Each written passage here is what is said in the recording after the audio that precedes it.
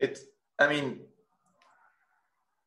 feeling that you have the choice to choose your emotion. And I go back to the success because I think the success is a very tricky uh,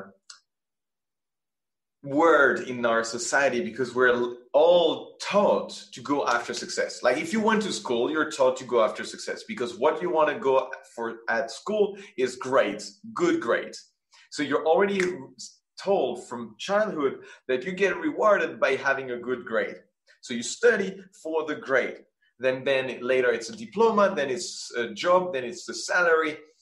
And it's just your whole life becomes living for the future. You're always living for this future. And you condition your happiness to whether or not you will achieve that goal. The metaphor I always use is hiking. So we're all there at the bottom of the mountain when we're children, and we're told like you have to get to this summit. And the problem is, as we get close to this summit, before we reach that summit, we see another summit and we change our course to the next summit. And we keep doing this our whole life. We change our goals as we get closer to the goal we have set for ourselves. And I will go very pragmatical. That's the case of my clients is I want to make 5K months. 5K this month and not good. By the time they're reaching 4, they're aiming for 10K months. By the right time they have 8K month, they want to have a 15K month. By the time they have a 13K months, they want a 20K months. The problem is if you do that your whole life and you never learn to celebrate your milestones, you never feel like you are done with the race. And you keep on going and walking and walking and walking as if there was a better there, and you never enjoy the here. And this is, I think, the most pressuring thing that society gives us is the feeling that you have to get somewhere. You have to get the house, you have to get the wife, you have to get the children, you have to get the job, you have to get this money in your bank account. You have all these things you have to tick. But they're never good enough because, again, as soon as you get close to them, you're already thinking you have the next one you're supposed to go to. And you never celebrate the one you're going through today. You know, the step you're taking today, you never celebrate this one. So one of the core things I work on with my clients, that's the number one thing I do with them. I teach them how to make money with their passion and serve people. But the number one thing I teach them is how to freaking celebrate. And I help them celebrate everything. You had a sales call, they said, no, let's dance.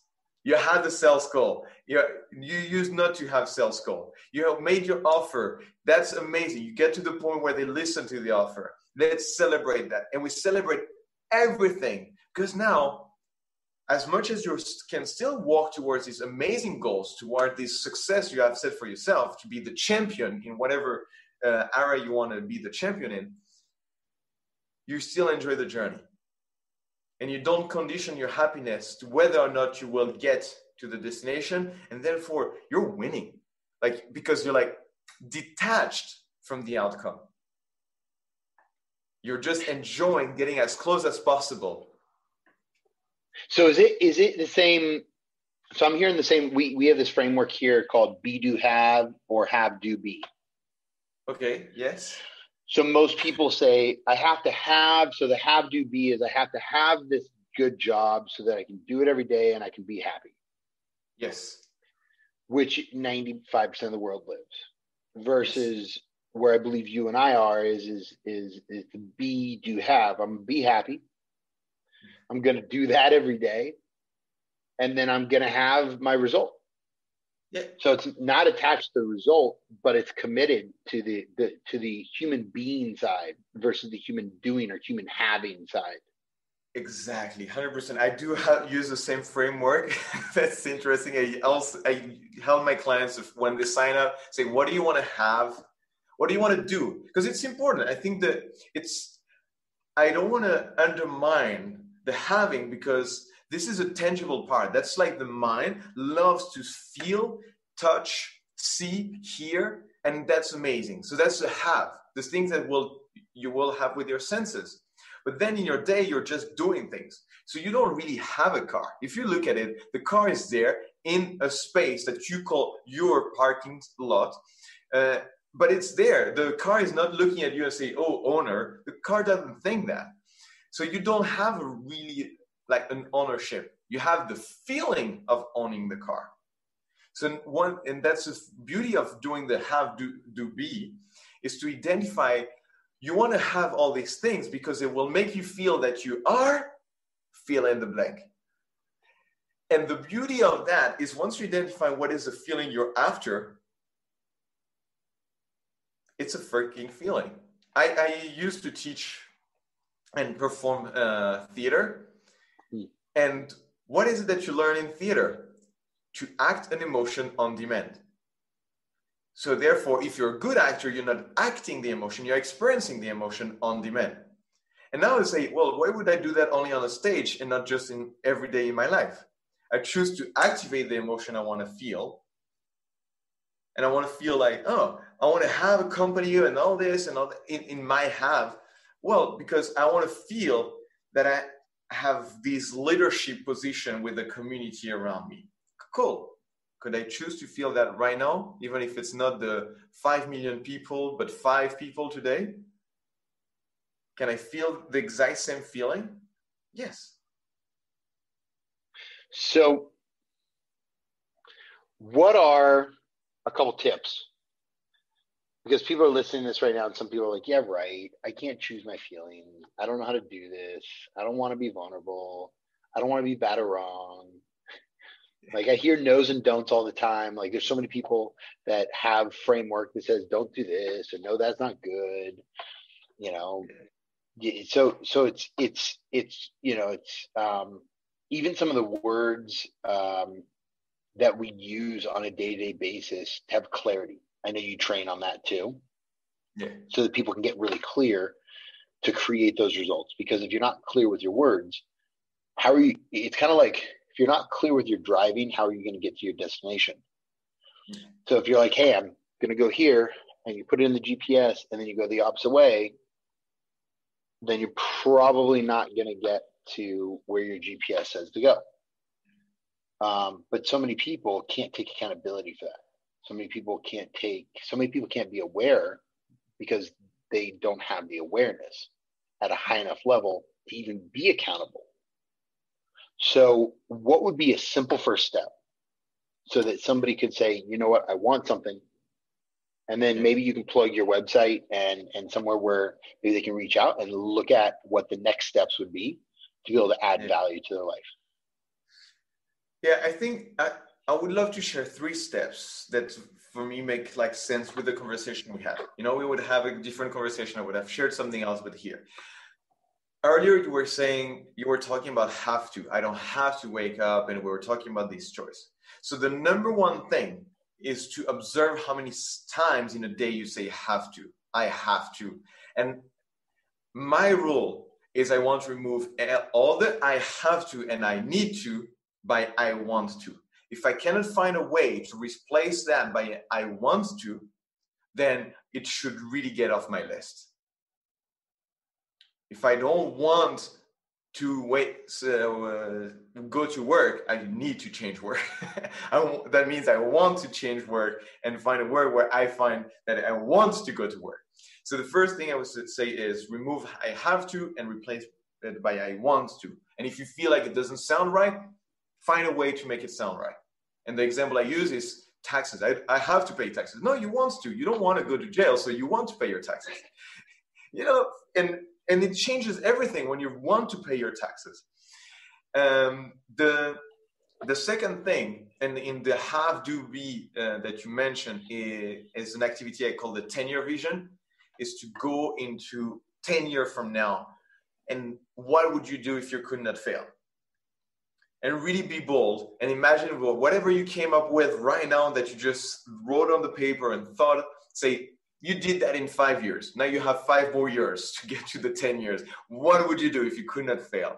And then realize, what is it that is in this 10-year vision that I can feel right now? What can I implement right now? What is it of this vision that is something, it's easy. I don't have to wait 10 years. I can do the 2020 version of that, the 2021 version of that. I love it, bro. I absolutely love it. I'm going to use these. Okay, keep going. Because I'm thinking about how I could use this with my core team. The 10-year vision is one of the most powerful tools that we use with our clients. I actually lead them into visualization, and I'm working on recreating that as an opt-in. I have a document. I'm happy to share it with your audience, but I want to lead this visualization. It's a meditational process, because once you go out of your mind and you actually just go through it as if it was a movie, and you just let yourself carried in what is possible, and then you bring that back into the present, it's so powerful. It's a shortcut. It's how can I skip steps that I think are necessary and go as fast as possible to this 10-year vision. And the third thing I want to share, and that's even easier, but it's a habit. It's like the have to want to, is the practice of celebration. And one way, like for example, with my partner, what we do is every time before going to bed, we share 3 things we're grateful for and or proud of. But we really celebrate. If we have a sales, like if someone signs up to a program, we dance. We put music on and we dance. And if you're not a dancer, neither am I. It's just a practice. And why dancing? Because once you anchor in your body, it generates dopamine, it generates all these hormones you get addicted to. So you train your body to say, oh, I want more of that. So you will do the right things that will generate these kind of feelings. And you will not have to use as much effort to get to these results, because your body will be, oh, don't worry, I'll do what it takes to get there because I want to dance. Your body is happy to do that. So it's a practice of celebration. And when I say it's a practice of celebration, it's not something you do once every quarter when you celebrate your wins of the quarter. It's something you do on a daily basis. What is it that I did today that is worth celebrating? Because there's always something. Maybe you sent an email. Maybe you said no to somebody. Very important to celebrate saying no. And there's so many things to celebrate. Or you take the afternoon off. Let's celebrate that. So I love the celebrate part too, because I find that people celebrate some wins, but not other wins in their life. And I believe that everything is a win. So why driving, getting to a destination? It's so crazy, because I'll get to one of our schools and why would I not be upbeat? I'm always upbeat. Why choose something else that doesn't serve the purpose, that doesn't serve my purpose that I choose to be able to create the results? So I love the celebration, because do I celebrate on growing business? Sure. Do I celebrate on impacting more kids and graduating? We have like 17 or 18 kids right now that were graduating this Saturday. That's huge.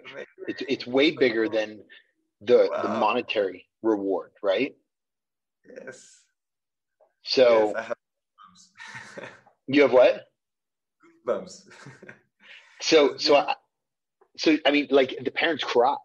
I mean, we have parents cry. We just did filming, and we have parents cry every graduation because they never thought their kid would graduate. Like, we take some of the most challenging kids and make sure that they graduate school, but make sure that they actually start understanding themselves so they can grow and become the best version of themselves. Thank you. Thank you so much. So it's awesome, bro. I love it. Okay, plug where people can go to check you out. I absolutely love spending time with you today. I really appreciate you. I'm excited to take you out for a bite to eat when I'm in Lisbon. That would be awesome. Yeah, I'd love to. And I would love to learn all the things you're doing with the kids on this project. I'd love to really dive deep into that. I want to also grow my impact, and I feel like I'm just at the beginning of my journey. And I have so much more to give. I'm celebrating all the steps, but I'm also saying that summit, I want to grow this impact. And so I think the best way, the simplest way, is to go on my website. You go on sebrdn.com, like Sebastien, Roger, de Nunez, sebrdn.com.